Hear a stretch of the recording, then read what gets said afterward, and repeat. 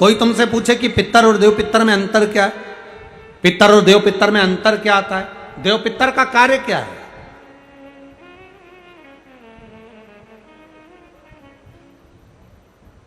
हम जब भी कोई पूजन करते हैं तो कहते पितृ देवता, बोलते कि नहीं बोलते?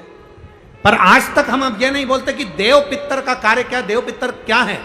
पितर देव नहीं, देव पितर का कार्य क्या है? देव पितर का एक कार्य है, परमात्मा जीव को गर्भ में धारण करा देता है, पर जो शरीर गर्भ के अंदर बच्चे का बनता है, बेटा बेटी का जो गर्भ के अंदर शरीर बनता है, वो देव पितर निर्मित करते हैं। उनका काम क्या है? देव पितर का सबसे बड़ा कार्य है कि गर्भ में जो बच्चा है उस गर्भित बच्चे को शरीर कैसा देना,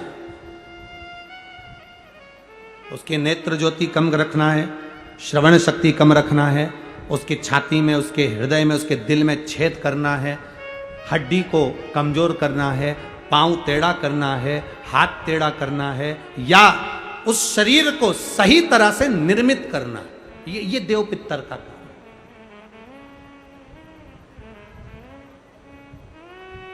ये देव पितर का काम।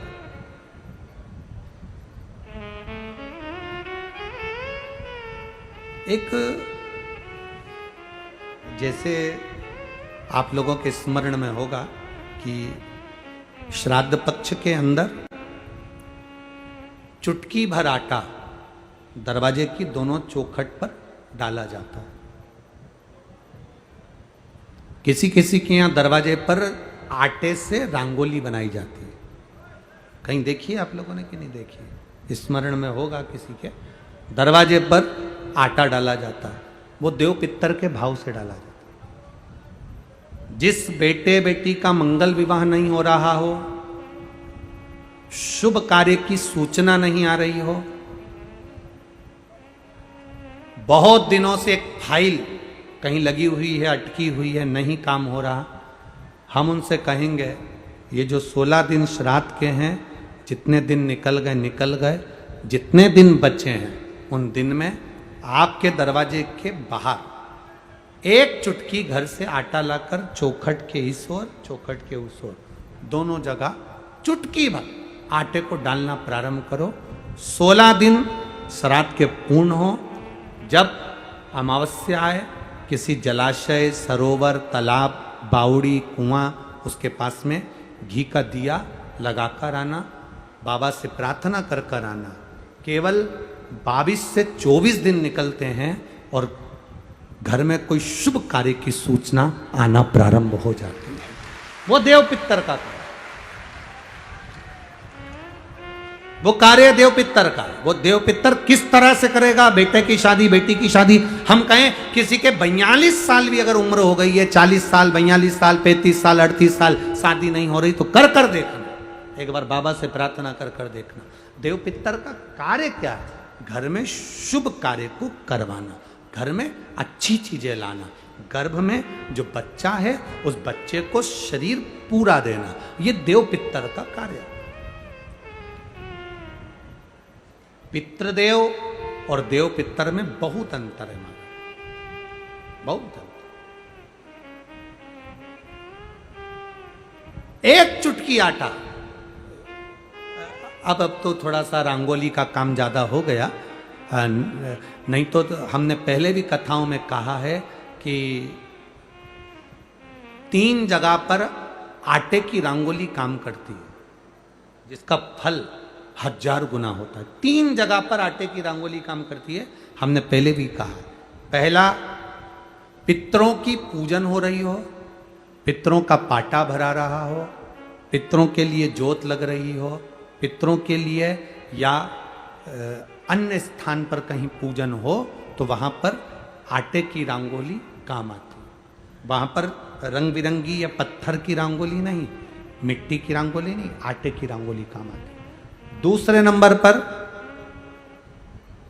तुम्हारे घर में यज्ञ हो रहा हो, घर के बाहर यज्ञ हो रहा हो, यज्ञ चल रहा हो, उस यज्ञ में 3 परिधियां बनती हैं ब्रह्मा विष्णु महेश की। देखिए आप लोगों ने, यज्ञ कुंड जो बनाया जाता है, उस यज्ञ कुंड पर पत्थर की रंगोली नहीं, मिट्टी की रंगोली नहीं, आटे की रंगोली डलना चाहिए।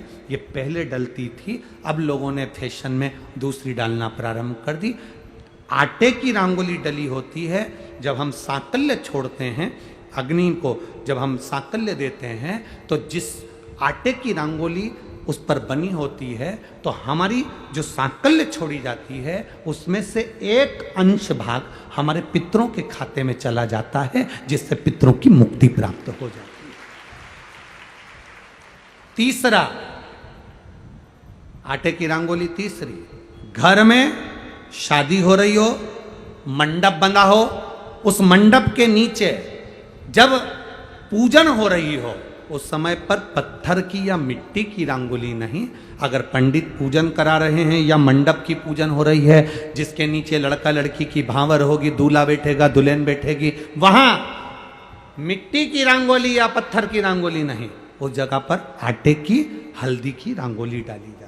अब आपके यहाँ डालते कि नहीं डालते पता नहीं, पर हमारे यहाँ शास्त्र रीति कहती है ये 3 जगह की जो रंगोलियां हैं ये हमको आटे की रंगोली डलने से, क्यों शादी के मंडप में पत्थर की रंगोली या मिट्टी की रंगोली क्यों नहीं डाली जाती? शादी के मंडप में यहाँ दूल्हा दुल्हन की शादी होती है, वहाँ पंडित जी भी आटे की रंगोली डाल देते हैं, घर की बहन बेटियाँ आटे की रंगोली डाल देती है। उसका कारण क्या होता है?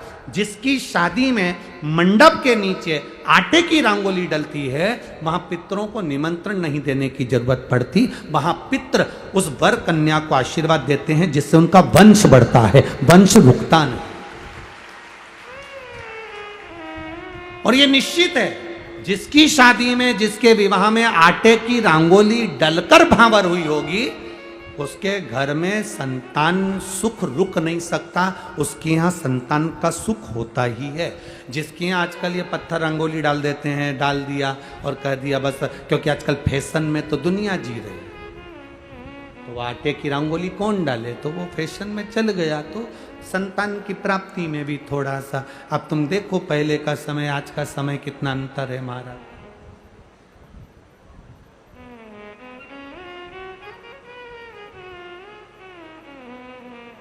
पहले के समय में संतान का सुख शादी के 1-2 साल में प्राप्त हो जाता था, आज के समय में संतान का सुख जब तक डॉक्टर के यहाँ दोनों जांच नहीं करा कर जाए, दिखा कर नहीं आ जाए।